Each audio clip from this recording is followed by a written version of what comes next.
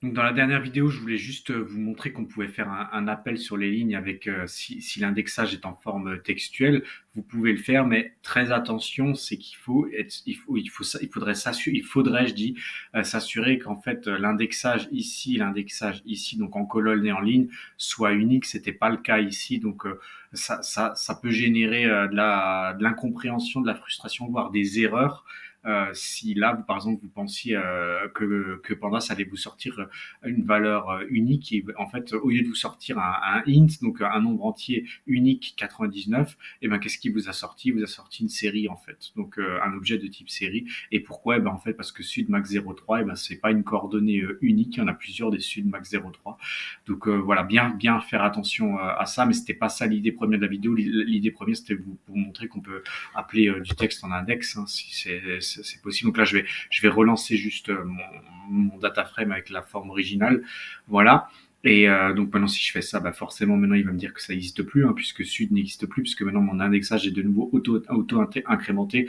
Donc, si vous n'avez pas, je fais juste vraiment une aparté, si vous n'avez pas une colonne vraiment avec des éléments uniques et qui ont du sens, en l'occurrence, celle-ci, elle était a priori avec des éléments uniques et qui a du sens, pardon, je parle de ops, celle-là, il aurait fallu, moi je l'aurais utilisé comme index, parce que ça a du sens. Si ça a du sens, vous prenez votre colonne, vous la mettez en index, mais il faudrait que ça soit une indexation unique, si possible chiffrée.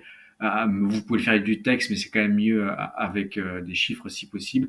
Et si vous n'avez pas de colonne de ce type-là, alors laissez Pandas générer lui-même son indexage et au moins vous êtes sûr que vous aurez un indexage unique et logique. Unique parce que ça va s'auto-incrémenter en partant de zéro, et logique pourquoi? Parce que ça va être un incrément logique, donc vous allez comprendre la logique de passer d'une ligne à l'autre. Donc moi je vais le laisser comme ça.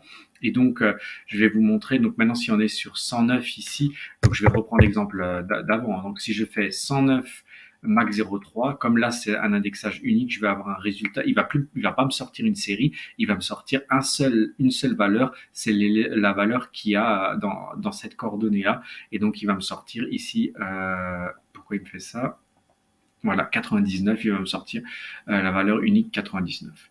Si je veux, par exemple, qu'il me sorte toute cette ligne-là, ici, et bien ce que je peux faire, c'est que je ne lui précise pas de colonne. Je laisse vide comme ça, avec ou sans espace, ça n'a pas d'importance. Et en fait, je vais relancer. Et donc là, je suis sous un format où j'appelle une seule ligne, donc sans S, mais plusieurs colonnes. Et je lui appelle, si je lui préciserai, il va prendre toutes les colonnes. Et qu'est-ce qu'il va me faire en fait? Il va me sortir, puisque je suis là en une dimension. En gros, ce que j'ai fait, c'est que je lui ai demandé ça. Donc on n'est plus en format ligne-colonne, on est en format une seule colonne, si vous voulez. Il va considérer maintenant, alors, il va créer une série dont le nom est 109. C'est ce qu'on voit ici.